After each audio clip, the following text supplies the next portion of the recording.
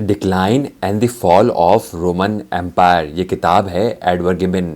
آج ہم اس کے 5ویں والیوم پر بات کریں گے، جس میں 7ویں صدی میں اسلام کے عروج اور باستینی سلطنت کے زوال کے اسباب کی تفصیل بیان کی گئی ہے۔ گبن کے مطابق اسلام کی تیز رفتار اور عروج کی سب سے بڑی وجہ حضرت محمد صلی اللہ علیہ وآلہ وسلم کی قیادت تھی۔